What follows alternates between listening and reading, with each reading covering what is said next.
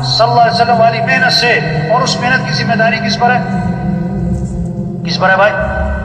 بہت سارے کہتے ہیں انہیں لے جاؤ یہ فارغ ہے. کیا مطلب؟ یہ فارغ لوگوں کا کام. یہ بات تو آپ کی ٹھیک ہے، میں مصروف آدمی، یہ بات تو آپ کی ٹھیک ہے، میں تو ابھی نیا ہوں، میں تو بڑا، میری تو دکان ہے نا جی، آپ کو پتہ ہے نا جی. او بھائی یہ کام ہے. لوگ بہت سارے پتہ کیا کہتے ہیں، بہت سارے کہ مولوی صاحب جو آپ بات کہہ رہے ہو نا، اللہ کو راضی کرنا، دین پر چلنا، آخرت کی تیاری کرنا، دین کو دنیا میں پھیلانا، اللہ کے کلمے کو بلند کرنا، یہ سب باتیں ٹھیک ہیں، ہاں، اور یہ کام کرنے میں نے کیا کہتا ہے، ذرا میں سیٹ ہو جاؤں، ذرا میں کیا ہو جاؤں، ہاں، ذرا گھر سیٹ ہو جائے، ذرا بچے سیٹ ہو جائیں، ذرا دکان سیٹ ہو جائے، ذرا کاروبار سیٹ ہو جائے، ذرا فیکٹری سیٹ ہو جائے. اب مولوی صاحب پھر کرنا ہی یہی ہے، اصل کام تو ہے ہی ہے، ذرا میں سیٹ ہو جاؤں. 2 سال 3 سال 4 سال 5 سال سے یہ جملہ بول رہا ہوتا ہے کہ ذرا میں سیٹ ہو جاؤں. اتنے میں خبر آتی ہے موت ہو گئے، پھر غسل ہوا اور کفن ہوا اور جنازہ ہوا اور قبر میں اتارا، اور کیا کہا، ان کے کفن کی گریں کھول دو اور ان کا چہرہ قبلے کی طرف پھیر دو. پھر اوپر سے آواز آتی ہے، ہاں ہاں یہ سیٹ ہو گئے، ان پر مٹی ڈال دو. 2 سال 4 سال سے کہہ رہا تھا ذرا میں سیٹ ہو جاؤں، تو کہاں جا کے سیٹ ہوا؟ قبر میں. ایسا سیٹ ہوا کہ مٹی ڈال دی. کس نے؟ بچوں نے. وہ بچوں کو سیٹ کر رہا تھا، بچوں نے باپ کو سیٹ کر دیا. اپنے ہاتھ بھی قبر پہ جھاڑے، تیرا نوکر اپنا ہاتھ تیری قبر پہ جھاڑے گا. اور بھائی یہ دنیا دھوکہ ہے. ہمارا اصل کام ہے اللہ کے دین کو دنیا میں پھیلانا. بھائی یہ 2.5 گھنٹے، بھائی یہ روزہ، چلو بھائی یہ تو قریب کرنے کے لیے ہے. یہ تھوڑا کہ چھٹی، اجتماع میں آئے چھٹی، اجتماع ختم چھٹی. میں نے ایک ساتھی سے پوچھا ریوڑ کے اجتماع کے بعد، ماشاءاللہ 3 دن یہاں رہے، بیان سنے، مذاکرے سنے، بہت ساری باتیں سنی. اب آپ واپس جا کے کیا کرو گے؟ واپس جا کے کیا کرو گے؟ کیا بات کی اس نے؟ کہنے لگا مولوی صاحب اگلے سال اجتماع پہ بھی رہوں گا. اگلے سال اجتماع پہ، جیسے جمعہ پارٹی ہوتی ہے نا ہر مسجد میں، جمعہ پارٹی جو جمعہ پڑھ کے جا رہی ہوتی ہے کس نیت سے، دوبارہ کب آنا ہے مسجد میں؟ اگلے جمعے. ان کی نیت ہی نہیں ہے سر پڑھنی.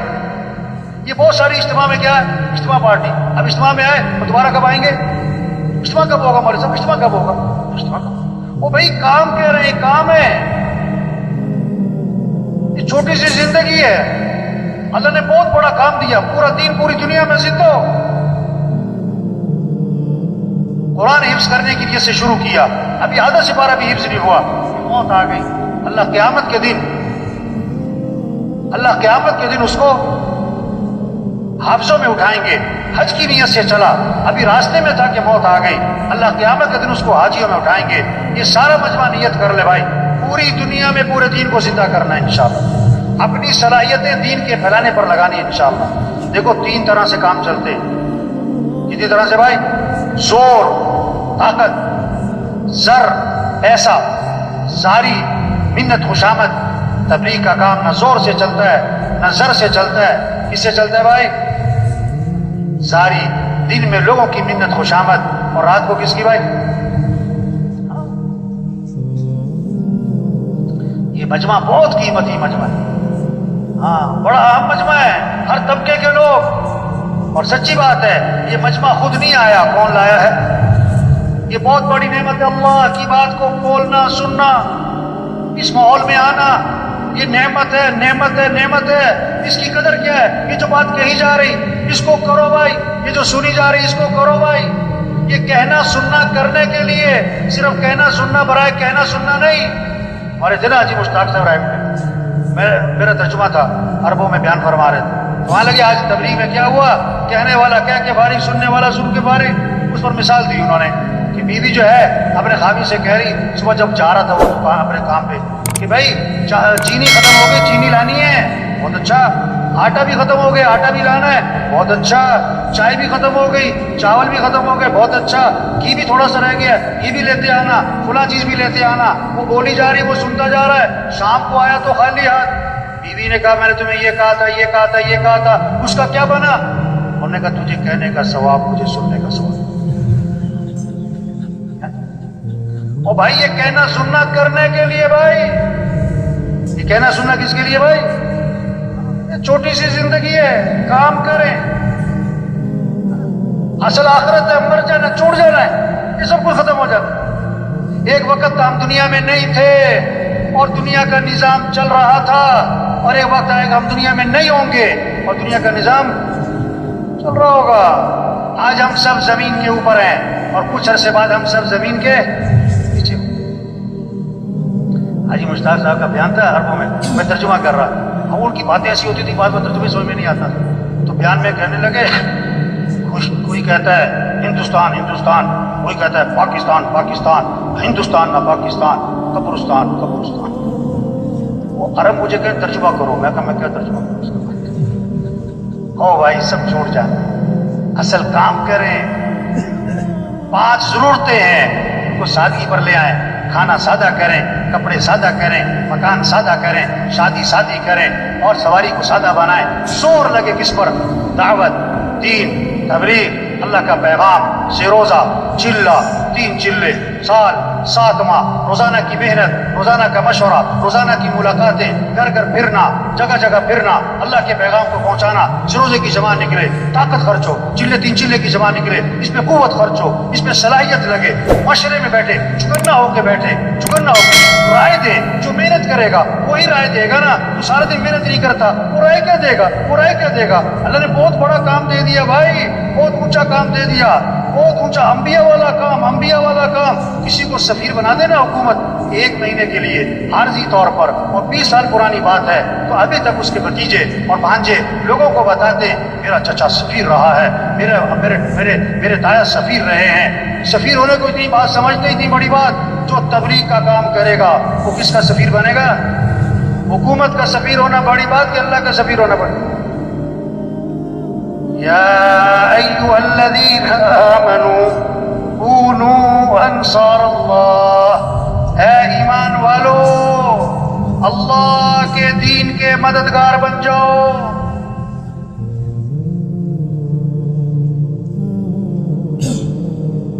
اے ایمان والو اللہ کے دین کے مددگار بن جاؤ۔ اللہ کسی کے محتاج نہیں، اللہ کا دین کسی کا محتاج نہیں۔ جو دین کا کام کرے گا دین نہیں چمکے گا، وہ خود چمکے گا۔ جو دین کا کام نہیں کرے گا، دین تھوڑا مٹتا ہے وہ خود ہی مٹ جائے گا۔ بادشاہ کسی کو اپنی خدمت کے لیے رکھ لے، یہ بادشاہ کا احسان ہے، خادم کا کمال نہیں۔ اللہ جس سے دین کا کام لے، کام کرنے والے کا کمال نہیں، یہ تو اللہ کا احسان ہے۔ لیکن اللہ کس سے کام لے گا؟ بھائی صاحب فرمایا کرتے تھے جو تیار ہوگا اس کام کے لیے اللہ اسی سے کام لے گا۔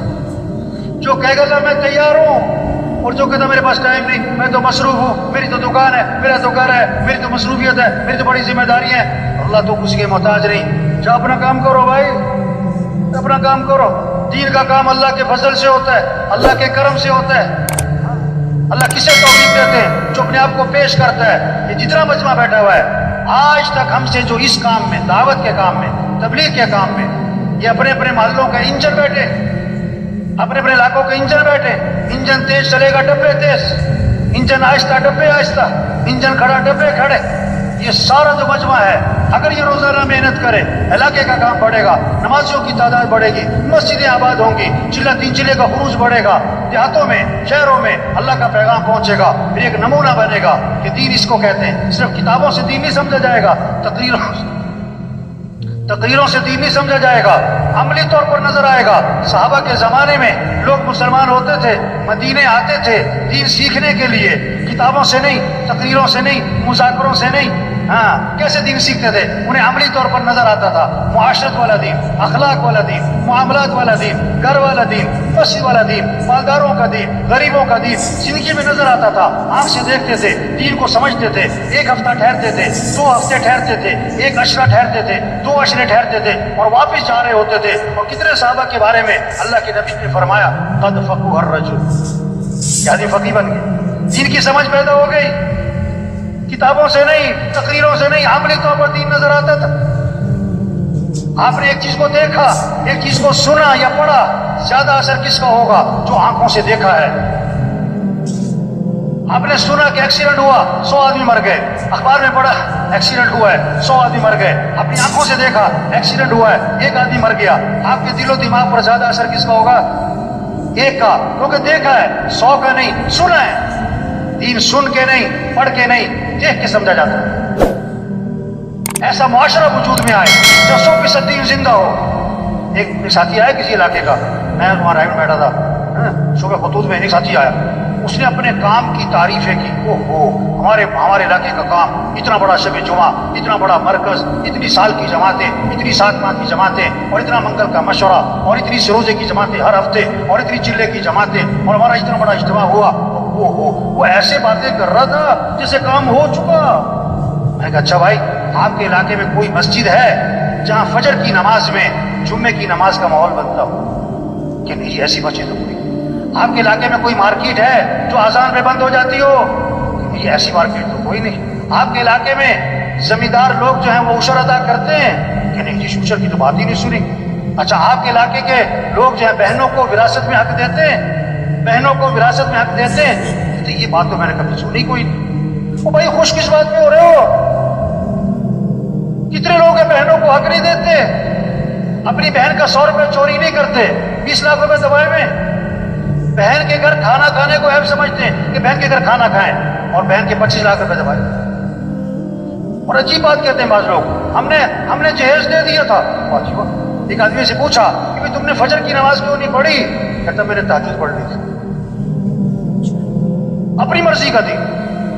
तो मैंने कहा भाई, तुम खुश किस बात पे हो रहे हो कि इतना मजमा है, और इतना खुरूज है, और इतना बड़ा मरकज है, और इतनी साल की जमातें हैं? भाई, तबलीग से मकसूद दीन जिंदा हो।